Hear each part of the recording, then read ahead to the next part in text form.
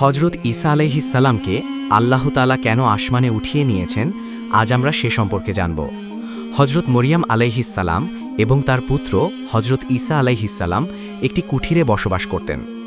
একদিন হজরত মরিয়াম তার পুত্র হজরত ঈসা আলাইহিসসালামকে ফল আনতে বনে পাঠালেন। তখন কুঠিরে তিনি একা ছিলেন। এমন সময় মৃত্যুর ফেরেশতা হজরত আজরাইল আলাইহিসসালাম তার কাছে এলেন। হজরত মরিয়াম তাকে ভীষণ ভয়ঙ্কর রূপে দেখে আতঙ্কিত হয়ে জিজ্ঞাসা করলেন, কে আপনি? এখানে কেন এসেছেন? কি উদ্দেশ্যে এসেছেন? হজরত আজরাইল আলাইহিসসালাম জবাব দিলেন, আমি আজরাইল, আল্লাহর আদেশে আপনার জান নিতে এসেছি। আপনার দুনিয়ার জীবন শেষ হয়ে গিয়েছে, আপনি এখন পরপারে যাবার জন্য প্রস্তুত হন। আজরাইলে কথা শুনে বিমর্ষ হয়ে হজরত মরিয়ম বললেন, হে মৃত্যুর ফেরেশতা, আপনি দয়া করে আমাকে কিছুক্ষণ সময় দিন। আমি আমার প্রাণপ্রিয় পুত্রকে বাইরে পাঠিয়েছি। বিদায় নেওয়ার আগে তাকে একবার দেখে যেতে চাই এবং 2-4টি উপদেশ দিয়ে যেতে চাই। দয়া করে তাকে ফিরে আসা পর্যন্ত সুযোগ দিন, তারপর না হয় আমার জান নিয়ে নেবেন। হজরত আজরাইল আলাইহিসসালাম বললেন, হে ঈসার জননী, আমি এক মুহূর্ত দেরি করতে পারবো না, কারণ আল্লাহ তাআলার নির্ধারিত বিধান অনুযায়ী প্রতিটি প্রাণীর মৃত্যুর জন্য নির্দিষ্ট সময় আছে। যখন সেই সময় আসে তখন এক মুহূর্ত দেরি করা যায় না, আর এক মুহূর্ত আগে নেওয়াও যায় না। আল্লাহর এই ঘোষণা শুনে হজরত মরিয়ম বললেন, আমি মৃত্যুকে ভয় করি না এবং আল্লাহর আদেশের বিরুদ্ধেও আমি কিছু বলতে চাই না। তবে দুঃখের বিষয়, শেষ মুহূর্তে আমার পুত্রকে কিছুই বলে যেতে পারলাম না। যাই হোক, আল্লাহ যা করেন তা মঙ্গলের জন্যই করেন। এরপর আজরাইল হজরত মরিয়মের জান কবজ করলেন। ইন্না লিল্লাহি ওয়া ইন্না ইলাইহি রাজিউন। হজরত মরিয়মের নিথর দেহ মাটিতে পড়ে রইল। কিছুক্ষণ পর হজরত ঈসা আলাইহিসসালাম বন থেকে ফলমূল নিয়ে ঘরে ফিরে এসে দেখলেন তার মা শুয়ে আছেন। তিনি ভাবলেন মা হয়তো ঘুমিয়ে আছেন। তিনি ডাকতে লাগলেন, কিন্তু কোনো সাড়া পেলেন না। তখন তিনি মাকে নাড়িয়ে দেখলেন এবং বুঝতে পারলেন তার মা দুনিয়া ছেড়ে চলে গিয়েছেন। মায়ের মৃত্যুতে হজরত ঈসা আলাইহিসসালাম প্রায় অস্থির হয়ে পড়লেন। তিনি শোকের দুঃখে কান্না করতে লাগলেন। তার হৃদয় বিদারক ক্রন্দনে পশু পাখিরাও কেঁদে উঠল। কিছুক্ষণ পর তিনি নিজেকে সামলে নিলেন এবং মায়ের দাফনের ব্যবস্থা করতে মনোযোগ দিলেন। কিন্তু মা পুত্র এমন জায়গায় বসবাস করতেন যেখানে কোনো লোকালয় ছিল না। তিনি কিছু লোক খুঁজতে বের হলেন। কিছু দূর যাওয়ার পর কয়েকজন লোকের সঙ্গে তার দেখা হলো। তারা তার দিকে আসছিলেন। হজরত ঈসা আলাইহিসসালাম তাদের কাছে মায়ের মৃত্যুর কথা জানালেন এবং দাফনের জন্য সাহায্য চাইলেন। তখন আগন্তুকরা বলল, হে আল্লাহর নবী, আমরা মানুষ নই, বরং আল্লাহর ফেরেশতা। আমরা আপনাকে সাহায্য করার জন্য এখানে এসেছি। ফেরেশতারা জান্নাত থেকে কাফনের কাপড়, সুগন্ধি ও অন্যান্য প্রয়োজনীয় সামগ্রী নিয়ে এসেছিলেন। এরপর হজরত ঈসা আলাইহিসসালাম ফেরেশতাদের সহায়তায় মায়ের দাফন কাফন সম্পন্ন করলেন। দাফনের পর হজরত ঈসা আলাইহিসসালাম আল্লাহর দরবারে বললেন, হে আমার প্রতিপালক, তুমি তো আমাকে মৃত মানুষকে জীবিত করার ক্ষমতা দিয়েছ। আমার ইচ্ছে আমার মৃত মাতাকে একবার জীবিত করে তার সঙ্গে কিছু কথা বলি। আল্লাহ তাআলা তাকে অনুমতি দিলেন।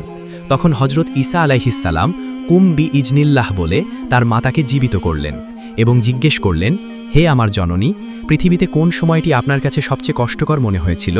তিনি বললেন, মৃত্যুর মুহূর্তটি আমার জীবনের সবচেয়ে কষ্টের সময় ছিল। এরপর তিনি ছেলেকে কিছু উপদেশ দিয়ে আবার মৃত অবস্থায় ফিরে গেলেন। হজরত ঈসা আলাইহিসসালাম ছোটবেলা থেকে অত্যন্ত পবিত্র, সচেতন ও মেধাবী ছিলেন। মায়ের মতো তারও ইবাদতের প্রতি গভীর অনুরাগ ছিল। অধিকাংশ সময় তিনি ইবাদতে কাটাতেন। 30 বছর বয়সে আল্লাহ রাব্বুল আলামিন তাকে নবুয়তি দান করেন।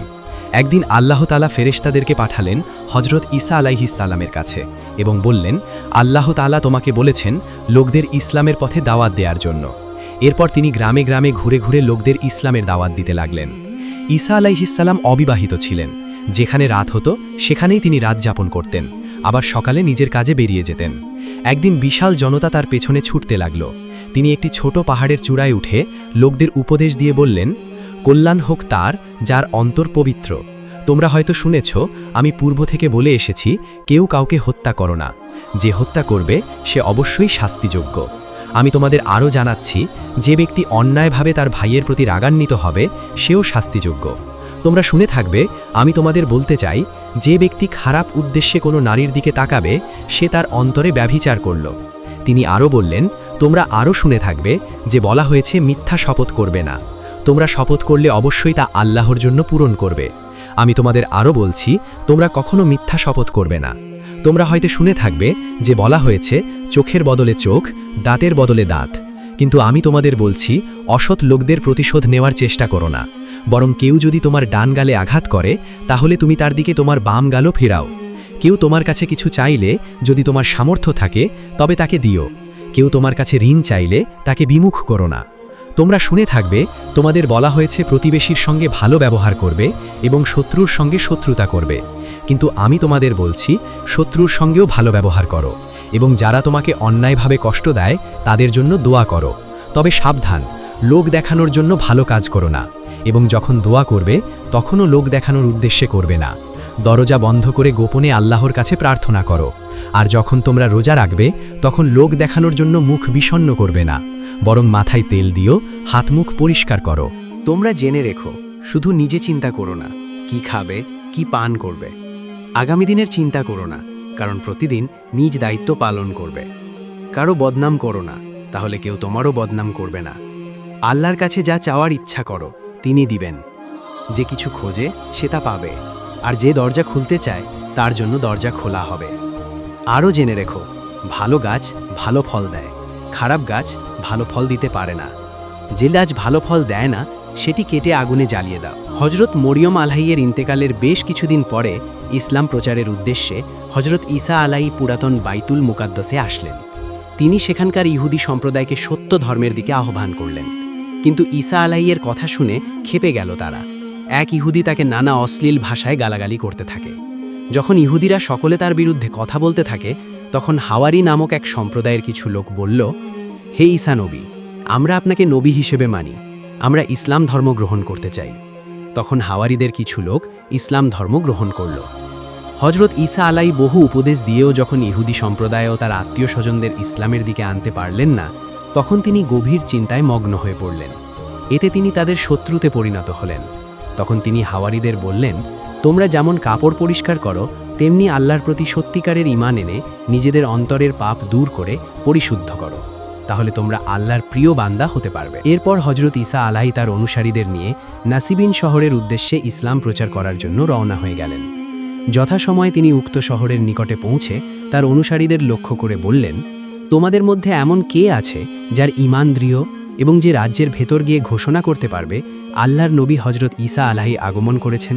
তোমরা সকলে এসে তার কাছে খাঁটি ধর্ম গ্রহণ করো। ইয়াকুব নামের এক ব্যক্তি এই কাজের জন্য প্রস্তুত হল। তার সঙ্গে তোমান এবং তৎকালীন নবী হজরত সামাউন আলাইহি প্রস্তুত হলেন। তিনজন একসঙ্গে যাত্রা শুরু করলে হজরত ঈসা আলাইহি বললেন, ইয়াকুব অবশ্যই সবার আগে আমার নির্দেশ পালন করতে এগিয়ে এসেছে, কিন্তু মনে হচ্ছে সে আমাকে ছেড়ে পালিয়ে যাবে। তবে তোমার ক্ষেত্রে এমন কোনো কিছুই ঘটবে না, কিন্তু সে চরম বিপদে পড়বে। ভবিষ্যৎবাণী করার পর তারা গন্তব্যের উদ্দেশ্যে রওনা হলো এবং নাসিবিন শহরে প্রবেশ করল। সেখানে গিয়ে হজরত সামাউন আলাইহি তার সঙ্গীদের বললেন, তোমরা শহরের ভেতরে প্রবেশ করো এবং এখানকার লোকদের হজরত ঈসা আলাইহির আগমনে সুসংবাদ দাও। আমি এখানেই থাকছি। যদি তোমরা কোনো বিপদে পড়ো তবে আমি তোমাদের উদ্ধার করার চেষ্টা করব। তার প্রস্তাবে রাজি হয়ে ইয়াকুব এবং তোমান যথাস্থানে পৌঁছে গেল। প্রথমে ইয়াকুব লোকজনদের ডেকে বলতে লাগলো, হজরত ঈসা আলাইহি তোমাদের সঠিক পথ দেখানোর জন্য এসেছেন, তোমরা এসে তার কাছে সাক্ষাৎ করো। নাসিবিন শহরের অধিবাসীরা ছিল কাফের। এই কথা শুনে তারা ছুটে এসে ধমকে সুরে জিজ্ঞেস করল, তোমাদের মধ্যে কে এই কথা বলেছে?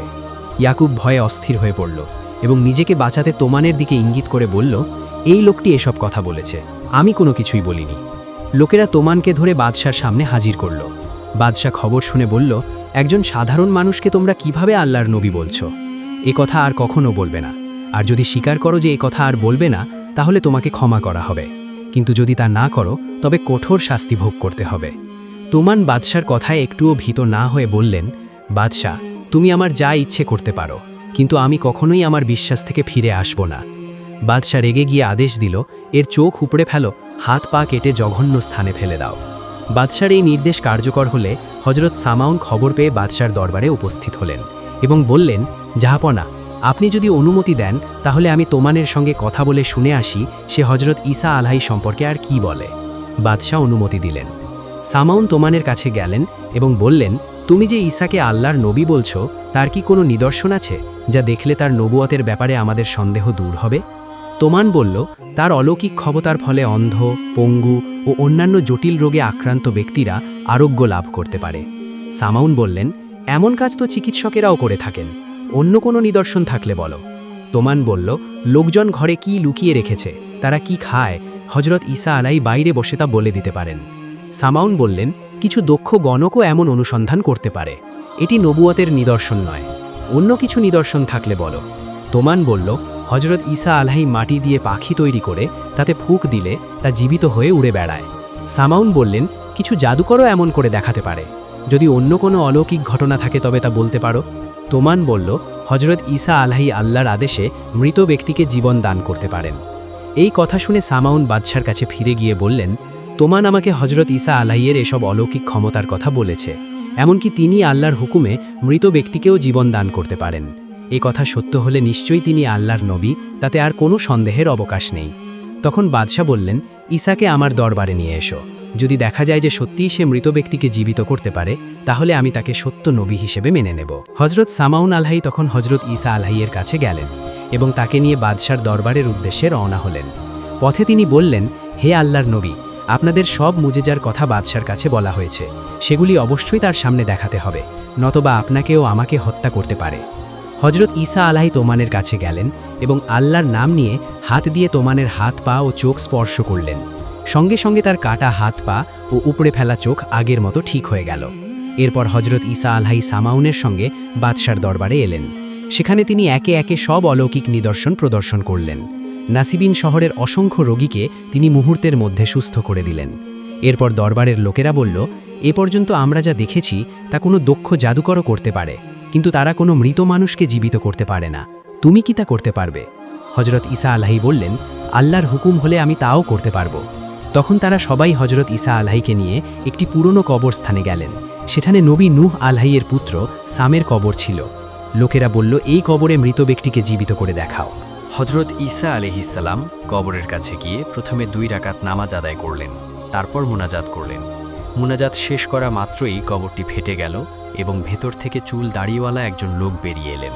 তিনি উঠে প্রথমেই হজরত ঈসা আলাইহিসসালামকে সালাম করলেন এবং বললেন, হে লোকেরা, তোমরা জেনে রেখো, এই ব্যক্তি আল্লাহর নবী হজরত ঈসা আলাইহিসসালাম, তোমরা তার প্রতি ঈমান আনো এবং তার অনুসরণ করো। এই ব্যক্তি ছিলেন নবী নূহ আলাইহিসসালামের পুত্র শাম। হজরত ঈসা আলাইহিসসালাম তাকে জিজ্ঞেস করলেন, হে শাম, তোমাদের যুগে তো মানুষের চুল দাড়ি সাদা হতো না, অথচ তোমার চুল দাড়ি এত সাদা কেন? শাম উত্তর দিলেন, হে আল্লাহর নবী, আমি জানতাম যে কিয়ামতের আগে আপনি পৃথিবীতে আসবেন। আমি যখন কবরে আপনার আওয়াজ শুনলাম তখন মনে করলাম কিয়ামত এসে গেছে। কিয়ামতের ভয় ও বিচারের আতঙ্কে মুহূর্তের মধ্যে আমার চুল দাড়ি সাদা হয়ে গিয়েছে। হজরত ঈসা আলাইহিসসালাম আবার জিজ্ঞেস করলেন, শাম, তুমি কি বলতে পারবে কত বছর আগে তোমার মৃত্যু হয়েছিল? শাম বললেন, 4000 বছর আগে আমি দুনিয়া ত্যাগ করেছি। কিছুক্ষণ কথা বলার পর শাম আবার কবরে চলে গেলেন এবং কবরটি আগের মতো হয়ে গেল। নাসিবিন শহরের বাদশাহ ও তার সাধারণ লোকজন এই অলৌকিক ক্ষমতা প্রত্যক্ষ করল। তারা সবাই একযোগে হজরত ঈসা আলাইহিসসালামের উপর ঈমান আনল এবং সত্য ধর্ম গ্রহণ করল। যখন ইহুদিরা দেখল যে দিন দিন হজরত ঈসা আলাইহিসসালামের শিষ্য ও ভক্তদের শক্তি বাড়ছে এবং সাধারণ মানুষের মধ্যে তার সুনাম বৃদ্ধি পাচ্ছে, তখন তাদের মনে হিংসার আগুন জ্বলে উঠল। তারা ভাবল, হজরত ঈসা আলাইহিসসালামকে হত্যা করা ছাড়া আর কোনো উপায় নেই। তারা সিদ্ধান্ত নিল যে বাদশাকে তার বিরুদ্ধে উস্কে দিতে হবে, যেন সে নিজেই ঈসাকে হত্যা করে। সে সময়কার গভর্নর ছিল এক ইহুদি ব্যক্তি যার নাম ছিল ফালাতিস। ইহুদিরা গভর্নরের দরবারে গিয়ে বলল, এই ঈসা শুধু আমাদের জন্য নয়, তোমার রাজ্যের জন্য ভয়ঙ্কর হয়ে উঠেছে। যদি তাকে শেষ করা না যায় তাহলে শুধু আমাদের ধর্মই ধ্বংস হবে না, বরং তোমার রাজত্ব শেষ হয়ে যাবে। সে অলৌকিক কিছু দেখিয়ে সাধারণ মানুষকে বিভ্রান্ত করছে এবং তার মূল উদ্দেশ্য হচ্ছে বনি ইসরায়েলদের রাজা হওয়া। গভর্নর ফালাতিস তাদের চক্রান্তে পড়ে গেল এবং হজরত ঈসা আলাইহিসসালামকে আটক করার আদেশ দিল। এরপর ইহুদিদের নেতা কাইফা বলল, আমাদের সবাইকে বিপদে ফেলার চেয়ে একজনকে মেরে ফেলা ভালো নয় কি? হজরত ঈসা আলাইহিসসালাম যখন ইহুদিদের এই ষড়যন্ত্রের কথা জানতে পারলেন, তখন তিনি তার শিষ্যদের ডেকে বললেন, তোমরা বনি ইসরায়েলের ভয়ঙ্কর পরিকল্পনার কথা জানো কি? এখন মহাপরীক্ষার সময় এসে গিয়েছে। শিষ্যরা সবাই একসঙ্গে বলল, আমরা একমাত্র আল্লাহ তাআলার ইবাদত করি এবং তার পাঠানো নবীদের প্রতি বিশ্বাসী। এরপর হজরত ঈসা আলাইহিসসালাম পাহাড়ের একটি গুহায় আত্মগোপন করলেন। এ সময় আল্লাহ তার কাছে ওহী পাঠিয়ে জানালেন, হে ঈসা, আমি শিগগিরই তোমাকে আকাশে তুলে নিব। ঈসা আলাইহিসসালাম তার শিষ্যদের ডেকে এই সংবাদ জানালেন। তারা খুব দুঃখ পেলেন এবং কাঁদতে লাগলেন। তখন হজরত ঈসা আলাইহিসসালাম বললেন, তোমরা এখন আমার বিচ্ছেদের কথা ভেবে কাঁদছ, কিন্তু যখন শত্রুরা আমাকে হত্যা করার জন্য আক্রমণ করবে তখন তোমরাও আমাকে ছেড়ে পালিয়ে যাবে। শিষ্যরা বলল, হে আল্লাহর নবী, যতক্ষণ আমাদের দেহে প্রাণ আছে ততক্ষণ প্রাণপণে চেষ্টা করব আপনাকে রক্ষা করতে, ইনশাআল্লাহ। এ সময় হজরত ঈসা আলাইহিস সালাম তার প্রধান শিষ্য সামাউনের দিকে তাকিয়ে বললেন, হে সামাউন, তুমি শিষ্যদের নেতা এবং আমার সবচেয়ে প্রিয় অনুসারী, কিন্তু বিপদের সময় তুমি আমাকে ছেড়ে চলে যাবে। পরবর্তী সময়ে যখন শিষ্যরা নিশ্চিত হলো যে ঈসা আলাইহিস সালাম আকাশে উঠে যাবেন, তখন তারা জিজ্ঞেস করল, হে নবী, আপনার পরে কি আপনার মতো আর কোনো নবী আসবেন? হজরত ঈসা আলাইহিস সালাম বললেন, হ্যাঁ, মক্কা নগরীতে কুরাইশ বংশে একজন নবী জন্মগ্রহণ করবেন, যার নাম হবে মুহাম্মদ সাল্লাল্লাহু আলাইহি ওয়াসাল্লাম। তিনি আমার চেয়ে সম্মানিত ও মর্যাদা সম্পন্ন হবেন। আদম আলাইহিস সালাম থেকে শুরু করে আমি ঈসা আলাইহিস সালাম পর্যন্ত যত নবী এসেছেন, তিনি সবার চেয়ে শ্রেষ্ঠ হবেন। আমাদের সবাইকে তার আগমনের সুসংবাদ দিতে বলা হয়েছে, কারণ তিনি শেষ নবী, সকল নবীর নেতা। তিনি আরও বললেন, শেষ নবীর উম্মতের মধ্যে এমন অনেক আলেম থাকবেন যারা মর্যাদার দিক থেকে বনি ইসরায়েল নবীদের সমান হবে। এরপর তিনি শিষ্যদের শেষবারের মতো উপদেশ দিয়ে বললেন, যখন শেষ নবী পৃথিবীতে আসবেন তখন তোমরা তার কাছে আমার সালাম পৌঁছে দিবে। আমি তোমাদের জন্য সামাউনকে নেতা বা খলিফা নিযুক্ত করে যাচ্ছি, তোমরা তার আদেশ মেনে চলবে। এরপর হজরত ঈসা আলাইহিস সালাম বললেন, আমি চলে যাওয়ার পর আল্লাহ তোমাদের এমন জ্ঞান দেবেন যাতে তোমরা বিভিন্ন জাতির ভাষা বুঝতে পারবে। তখন তোমরা মানুষকে সত্যের পথে ডাকবে এবং যখন শেষ নবী আসবেন তখন তার অনুসরণ করবে। অন্যদিকে ইহুদিরা হজরত ঈসা আলাইহিস সালামকে হত্যা করার জন্য গোপনে ষড়যন্ত্র করতে লাগল। তখন আল্লাহ ওহির মাধ্যমে হজরত ঈসা আলাইহিস সালামকে জানালেন, হে প্রিয় নবী, শত্রুদের হাত থেকে আমি শিগগিরই তোমাকে আকাশে তুলে নিব। এরপর তিনি আবারও গুহার মধ্যে চলে গেলেন। কিছুদিন পর ইহুদিরা জানতে পারল যে ঈসা এক গুহায় বসবাস করছেন। তখন তারা সেই গুহার কাছে গিয়ে হাজির হলো। তারা সারাটি রাত ধরে গুহার চারিপাশে পাহারা দিল, যাতে বেরিয়ে হলেই তাকে সঙ্গে সঙ্গে ধরে হত্যা করে ফেলতে পারে। এমন সময় আল্লাহ তাআলা এক ফেরেশতা পাঠালেন এবং সবার সামনে হজরত ঈসা আলাইহিস সালামকে চতুর্থ আসমানে তুলে নিলেন। সেখানে তিনি বাইতুল মামুর নামক স্থানে ফেরেশতাদের সঙ্গে বসবাস করতে লাগলেন। প্রিয় দর্শক, পরবর্তী ভিডিও দেখতে আমাদের চ্যানেলটি সাবস্ক্রাইব করুন।